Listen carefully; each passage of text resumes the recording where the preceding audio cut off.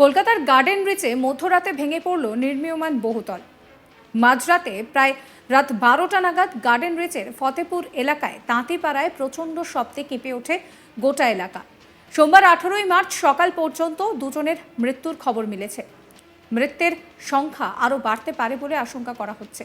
মধ্যরাতে ওই সময় ঘুমিয়েছিলেন বেশিরভাগ ঝুপড়িবাসী। হঠাৎই প্রচণ্ড শব্দে কার্যত তারা আঁতকে ওঠেন। প্রথমে তারা ভেবেছিলেন যে হয়তো ভূমিকম্প হয়েছে। এরপর বাইরে বেরিয়ে তারা দেখতে পান যে গোটা এলাকা ধোঁয়ায় ভরে গিয়েছে। এরপর জানা যায় যে ওই এলাকায় নির্মীয়মান একটি G+5 নির্মীয়মান বহুতল ভেঙে গিয়েছে। এই নির্মীয়মান বহুতলের ভাঙা অংশ ছড়িয়ে পড়ে আশেপাশের ঝুপড়িতে, আর সেই সময়ে অনেকেই চাপা পড়ে যান।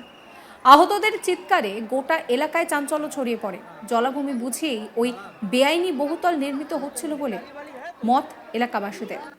ঘটনার পর এলাকাবাসীরাই উদ্ধার কাজে হাত লাগান, কিন্তু লোহার রড ও সিমেন্ট বালির বেশি অংশ থাকার ফলে তারা সেরমভাবে কিছু করতে না পারলেও সাহায্যের কাজ চালিয়েই যাচ্ছিলেন। পরে খবর পেয়ে ঘটনাস্থলে পৌঁছায় গার্ডেন ব্রিজ থানার পুলিশ, পৌঁছায় দমকলও। এরপর একে একে ঘটনাস্থলে আসেন সিপি বিনীত গোয়েল, কলকাতার মেয়র তথা পুরমন্ত্রী ফিরহাদ হাকিম, দমকল মন্ত্রী সুজিত বসু সহ মুখ্যমন্ত্রী মমতা বন্দ্যোপাধ্যায়ও। ঘটনাস্থলে যান বিজেপির যুব মোর্চার রাজ্য সভাপতি ইন্দ্রনীল খাও।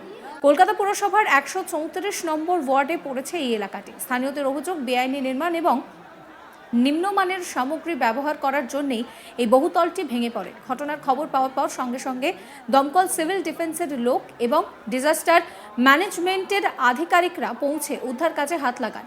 কিন্তু যেভাবে এই বিল্ডিং ভেঙে পড়েছে, সেখানে উদ্ধার কাজ চালাতে বেশ অসুবিধার মুখে পড়তে হয় উদ্ধারকারী দলের সদস্যদের। কারণ রাস্তা একেবারেই ঘিঞ্জি, সেখানে কোনো গাড়ি ঢোকে না। পরে এনডিআরএফকে খবর দেওয়া হয় এবং তাদের সাহায্য নিয়ে এখনও চলছে উদ্ধার কাজ। হাসপাতাল সূত্রে জানা গিয়েছে আহত অবস্থায় নিয়ে আসা মানুষদের চিকিৎসা চলছে। পুর নগর উন্নয়ন মন্ত্রী ফিরহাদ হাকিম তিনি বলছেন যে বেআইনিভাবে বহুতলটি নির্মাণ করা হয়েছিল। প্রায় 15 জনকে উদ্ধার করা সম্ভব হয়েছে, 2 জনের মৃত্যু হয়েছে। উদ্ধারকারীরা চিকিৎসা দেন, যারা চাপা পড়েছেন তাদের একেবারে যাতে তারা সঠিক চিকিৎসা পায় সেই বিষয়টাতেও নজর রাখা হচ্ছে। তারা সকলেই গরিব মানুষ, টালির চালে থাকেন। মুখ্যমন্ত্রী জানিয়েছেন যে মৃতদের পরিবার পিছু 5 লক্ষ টাকা এবং আহতদের পরিবার পিছু 1 লক্ষ টাকা ক্ষতিপূরণ দেওয়া হবে। জানা গিয়েছে আটকে পড়া মানুষদের অক্সিজেন এবং পানীয় জলের ব্যবস্থাও করা হয়েছে।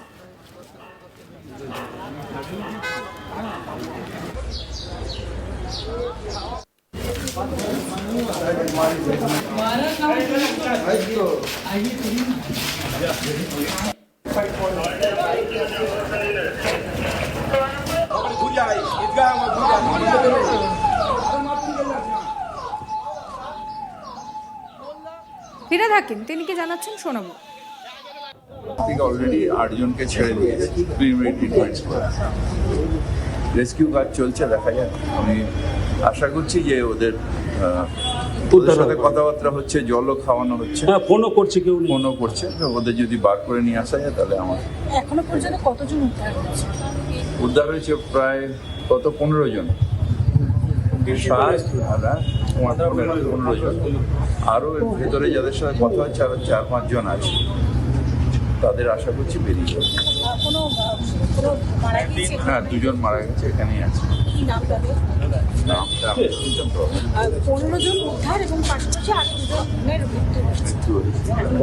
হ্যাঁ, না 15 জন বেশি উদ্ধার হয়েছে, যাদের এসএস ক্যাম্প থেকে প্রিলিমিনারি করে 5-6 জনকে প্রিলিমিনারি মানে একটু ছড়ে গেছে, ওগুলো করে ছেড়ে দিয়েছে। ঘিঞ্জি এলাকায় এত বড় বাড়ি করছিল, এই জন্য এটা এরপরে দেখবো, আগে রেস্কিউটা হয়ে যায়। না, এটা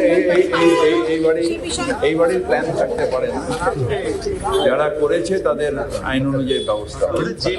যে বাড়ি কোলাপস করেছে তার পাশের যে ফ্ল্যাট, সেটাও ফ্ল্যাট না, যে বাড়িটা কোলাপস করেছে তার তলায় ইয়ে বাড়ি ছিল, টালি বাড়ি। আমাদের ভিকটিম গুলো সব টালি বাড়ি, মানে একজনের পাপে আরেকজনের। কিন্তু তার পাশের যে বাড়ি, এখন যে বাড়ি খালি করে দেওয়া হয়েছে, সেটাও কিন্তু 5তলা ফ্ল্যাট। সে তো অনেকগুলো আছে, সেগুলো তো আজকে না, সেই বামফ্রন্টের আমল থেকে এই এলাকায় এরকমই চলছে।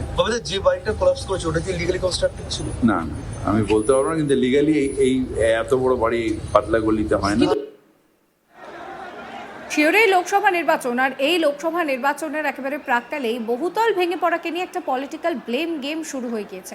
এই ঘটনায় ভারতীয় যুব মোর্চার রাজ্য সভাপতি ইন্দ্রনীল খাঁ তিনি জানিয়েছেন যে বেআইনি হওয়ার কারণেই ঘটনাটা ঘটেছে।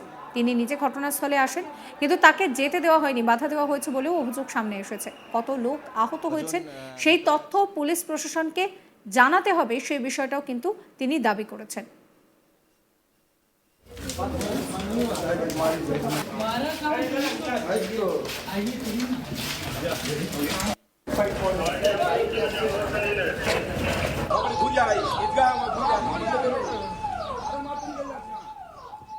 কি বলছেন বিজেপি নেতা ইন্দ্রনীল খাঁ, শোনাবো।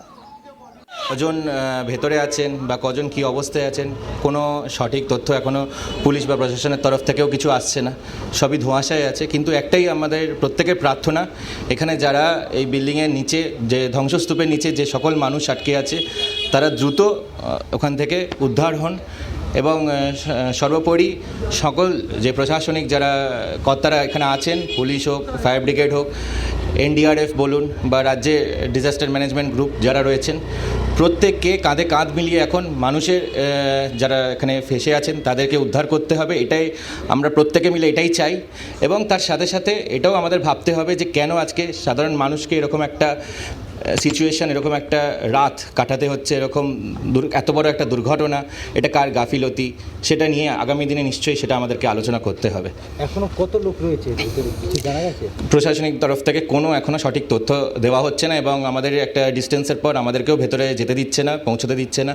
যে আমরাও তো এখানে যারা এসেছিলাম প্রত্যেকেই ভলেন্টিয়ার্স, এখানে তো কোনো কেউ রাজনৈতিক কর্মসূচি করতে আসেনি, আমরা প্রত্যেকেই সাধারণ মানুষ, তরুণ যুবক যারা রয়েছে এখানে, সাধারণ আমরা যারা ডিজাস্টার ম্যানেজমেন্ট গ্রুপের যারা মানুষ আছেন তাদের সাথে আমরা কাঁধে কাঁধ মিলিয়ে তাদেরকে হেল্প করতেই এসেছিলাম, কিন্তু আমাদেরকে করতে দেয়নি। রাজ্য পুলিশ আমাদেরকে আটকে দেওয়া হয়েছে এবং আমরা এটাই চাই যে তারা যাতে যত তাড়াতাড়ি সম্ভব, যত শীঘ্র সম্ভব আমাদের যে কলকাতার যারা সহনিবাসী তাদেরকে ইমিডিয়েটলি তাদেরকে রেস্কিউ করুক, কোনো মানুষের যাতে প্রাণ না যেতে হয় এই এত বড় দুর্ঘটনা থেকে, এটাই আমাদের প্রত্যেকের প্রার্থনা। কলকাতার গার্ডেন রিচে মধ্যরাতে ভেঙে পড়ল নির্মীয়মান বহুতল। মাঝরাতে প্রায় 12টা নাগাদ গার্ডেন রিচের ফতেপুর এলাকায় তাঁতিপাড়ায় প্রচণ্ড শব্দে কেঁপে ওঠে গোটা এলাকা। সোমবার 18ই মার্চ সকাল পর্যন্ত দুজনের মৃত্যুর খবর সামনে এসেছে। মৃতের সংখ্যা আরও বাড়তে পারে বলে আশঙ্কা প্রকাশ করা হয়েছে।